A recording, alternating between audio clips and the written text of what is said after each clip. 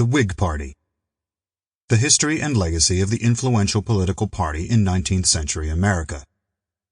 Written by Charles River Editors. Narrated by Gregory T. Luzitano.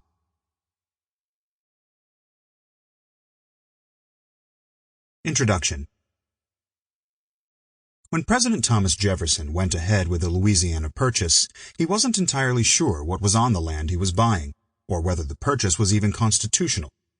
Ultimately, the Louisiana Purchase encompassed all or part of 15 current U.S. states and 2 Canadian provinces, including Arkansas, Missouri, Iowa, Oklahoma, Kansas, Nebraska, parts of Minnesota that were west of the Mississippi River, most of North Dakota, nearly all of South Dakota, northeastern New Mexico, northern Texas, the portions of Montana, Wyoming, and Colorado east of the Continental Divide, and Louisiana west of the Mississippi River, including the city of New Orleans.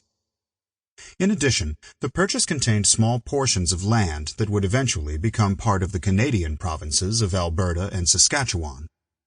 The purchase, which immediately doubled the size of the United States at the time, still comprises around 23% of current American territory.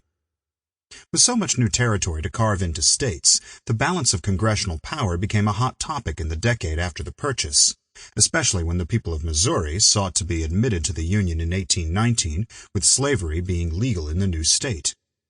While Congress was dealing with that, Alabama was admitted in December 1819, creating an equal number of free states and slave states.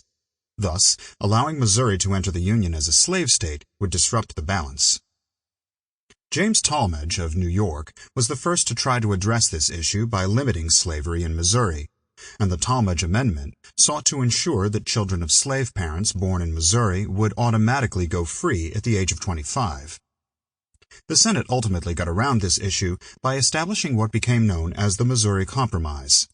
Legislation was passed that admitted Maine as a free state, thus balancing the number once Missouri joined as a slave state.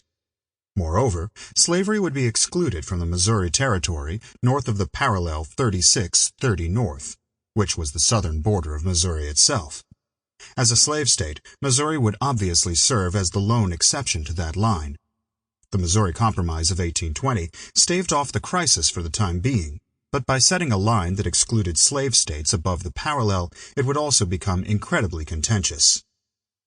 It was against that backdrop and the election of Andrew Jackson that the Whigs emerged as opponents to the Jacksonian Democrats during a period of American history known as the Second Party System, 1828 to 1854.